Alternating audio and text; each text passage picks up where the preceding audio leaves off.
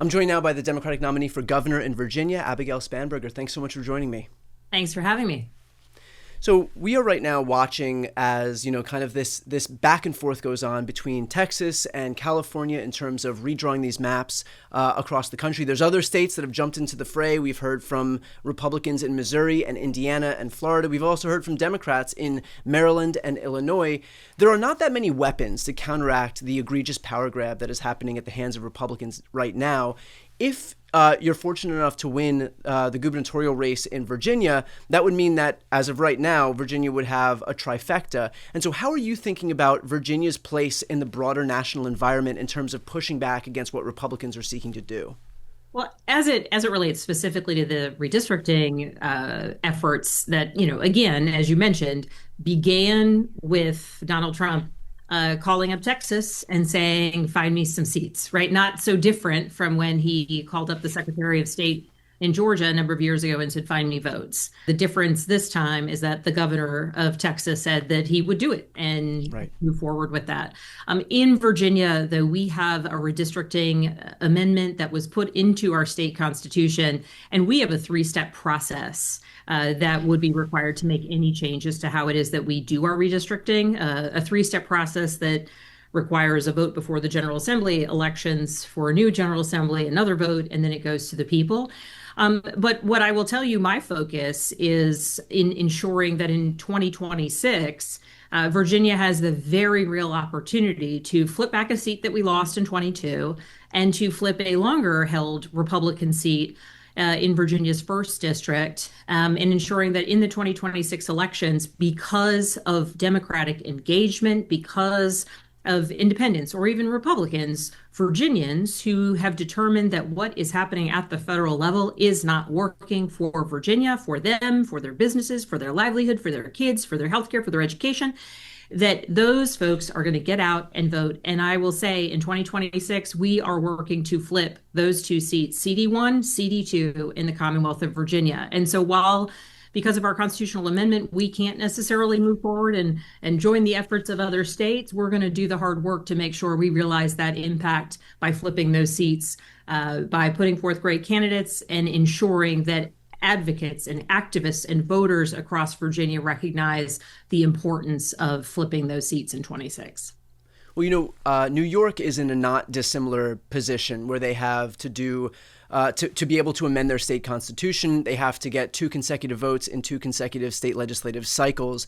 Kathy Hochul has publicly committed to beginning that process and getting that first vote happening when they come back into session in this next legislative session.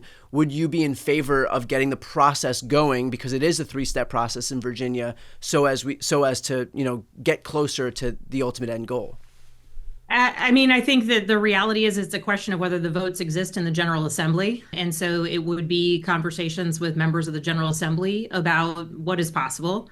And at this moment, certainly Virginia wouldn't be able to take any action that would result in ability to do any sort of redistricting. There are many people across Virginia who believe in the redistricting amendment that took many, many years to put in place.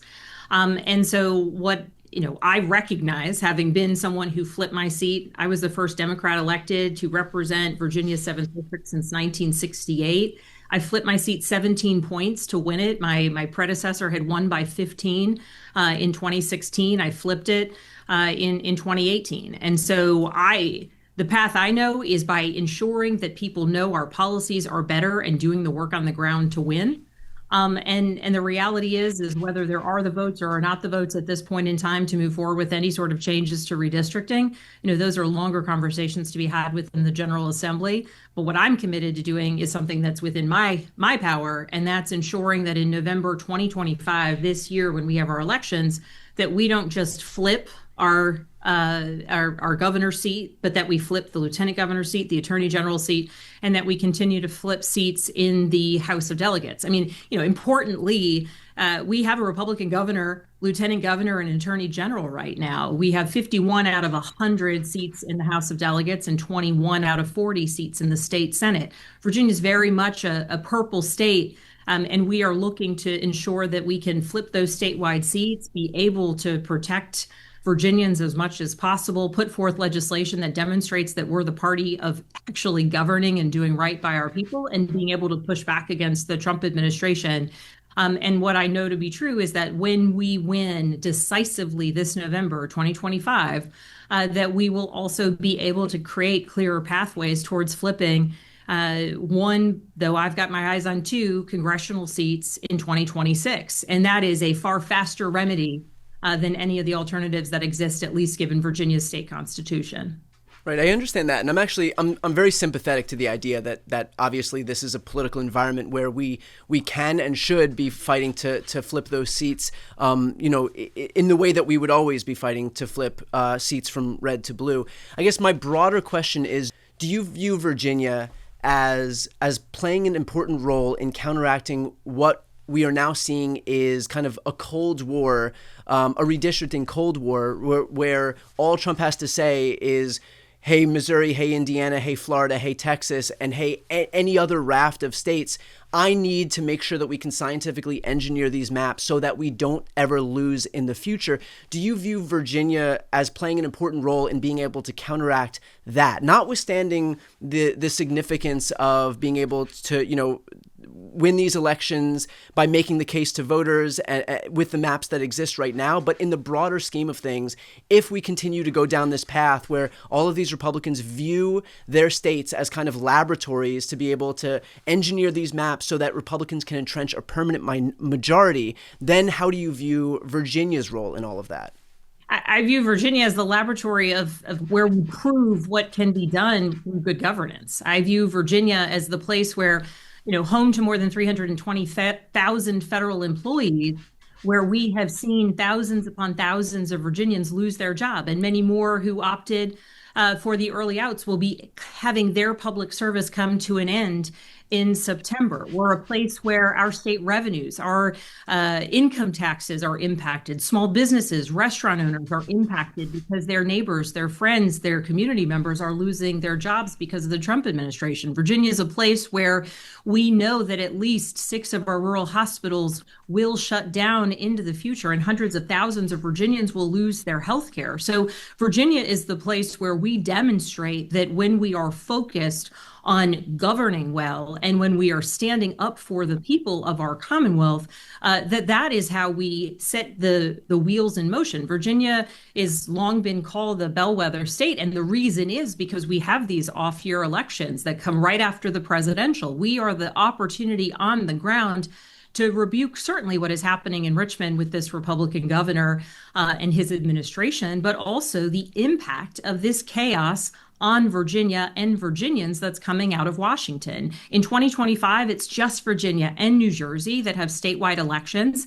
And across the country, between those two, it's just Virginia that has the opportunity to flip our statewide seats. And so the role that we play is by being the bellwether. The role that we play is by being the bellwether electorally, ensuring that we are creating a path towards, both a narrative, because winning begets winning, both a narrative towards winning in 2026, as well as ensuring we do our work on the ground to add to those numbers. In 2018, we flipped 3 seats in Virginia. 2 of them continue to be democratically held. 1 of them is imminently winnable. And then when we actually are governing, it's about also ensuring that we're using every tool available to us to push back against the Trump administration and demonstrate that, in fact, if he wants to continue to attack democratic institutions, the actual process of voting, and our representation, that Virginia will stand up for our voters every opportunity that we have, and then we will also make our own opportunity. And so that's how I view Virginia, is as the bellwether where we will turn the page towards what will ultimately be a shift in representation and who has control within the House of Representatives after next year's midterms. So last question on this. On the point of good governance, I mean, Democrats have kind of lived that. They've exemplified that with what they've done with their blue state weapons, which are California and New York and New Jersey and other states like Colorado, where we have independent redistricting commissions, where we have kind of lived by this idea of good governance in hopes that it'll be reciprocated. But at this point, not only is it not being reciprocated, Republicans are running in the opposite direction, and they've got gerrymandered maps that they're gerrymandering even further. I mean, that's the situation with Texas. And so there's this concern that by virtue of continuing to entrench our reliance on good governance solutions, that we're just unilaterally disarming. And so what would your response to that criticism of just kind of saying, okay, well, we're just going to continue to live by these ideals of good governance while the Republicans are doing the complete opposite?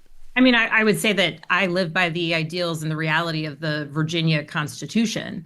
And so recognizing, and I think that it's important that as Texas has moved forward, I think it's important that California is moving forward. I think that it's important that we do fight fire with fire. But I'm also recognizing that in the Commonwealth of Virginia, the process that we have to make constitutional amendments, right? So it was just a couple of years ago that we went through a multi-year process to put a redistricting commission process within our state constitution. We have to have an election. There has to be a vote in the General Assembly, then there has to be elections, then there has to be another election, then they vote again, and then it goes to the people. So, even in looking at this, if someone says, okay, Virginia might be a possibility, that's not till 2028 where there would actually be an impact on congressional elections. And I'm unwilling in Virginia to wait for 2028. And so it is the harder route. I'm not denying that, to say we're going to fucking win those seats in the midterms by working hard and doing it. But in Virginia, that's our only option. And frankly, I think Democrats need to fight more and win more and actually ensure that people know what we are for. Because Republicans have to depend on redistricting and stealing votes and taking seats like they did in North Carolina in order to actually be able to win elections. But we know, as we did in 2018, when we grind it out and go to every community and actually listen to people, that's how we win. And so I could sit back and say, yeah, let's go ahead and try and do something that for 2028 makes a difference. That's too far off. And so understanding that both we have a constitutional amendment in our Constitution, recognizing that there may or may not be the votes in the General Assembly to move forward any changes to that, and also recognizing that it wouldn't actually impact until 2028. I could punt to that point in time, but I'm not going to, because Virginia has a responsibility to act now, which is why we're going to win this November, and then to actually act now and ensure that we win seats that, through gerrymandering, you could make them easier, but that is literally not an option on the table for us. So we're going to gut it out, and we're going to get volunteers, and we're going to ensure that they have the financing to do it, good candidates who are going to spend every single minute of the day to win their seats. And if I sound like that is the clear focus that I have, it's because I decided to win a seat that people told me was unwinnable. I had people laugh at me, and it's just a reality. It's a strong Republican district. It hasn't elected a Democrat since the 60s. The Republican who was the majority leader of the House lost in a primary from the right. And I quit my job, and I spent every waking moment of my life for a year and a half pulling people together, building a coalition, believing that it's possible. And so I refuse to admit that we have to just, punt to 2028 to be able to do that again in Virginia. I am using the tools available to us, which is relentless campaigning, eventually demonstrating that we are good at governing. And I would call on all of my colleagues, or my former colleagues in Congress and Democrats across the country, that, where it might be right to do redistricting, meeting fire with fire, do it. And where it is not possible, do not just look to California or New York or other states to do it. Do the work on the ground to win, to show people who we are, why we are better than this chaos coming out of Washington. And I obviously feel that rather deeply, because I want Democrats to want to win more. And we can do it if every single day we put a relentless focus, not on this or that, but like actually on the needs of people. And that's what we're going to do here in Virginia. It's why we're going to win in November. It's why we're going to win seats in November of 2026, because for us, there is no other option. And, I'm excited about this election. We're going to win. We're going to flip our 3 statewide seats. We're going to send a message to the rest of the country. We're going to put Republicans in the House of Representatives on notice, because we are going to create the beginnings of a wave that will occur and go through 2028. 2026 first, and then on to 2028. And so anybody who wants to follow what we're doing in Virginia, it's abigailspanberger.com to join us, to volunteer, to donate. And we're planning on being that bellwether and pushing us in the right direction. As it relates to Virginia specifically, we watch these DOGE cuts, for example, kind of wreak havoc on a lot of federal employees, many of whom live in your state. And so how are you thinking about that in terms of this election right now, and especially with regard to your Republican opponent? I mean, everywhere I go across Virginia, certainly the density of federal employment in Northern Virginia or in Hampton Roads, coastal Virginia, like makes it so any community I go to in Northern Virginia or Hampton Roads, like I don't have to bring it up. Everywhere I go, small business owners are mentioning that they've seen a decline in people coming to their restaurants or to their small family-owned appliance shop or to their gift shop. I'm hearing directly from federal employees that they've lost their jobs. I had one gentleman come up to me at an event and he said, I am getting fired tomorrow because of DOGE. And while I'm devastated about the loss of my job, what you need to know is, this is the agency I work for. This is the work that I do. I am worried about what happens when the job that I do, this individual worked in the national security space, is no longer getting done. And so people understand this very, very clearly on the ground in Virginia.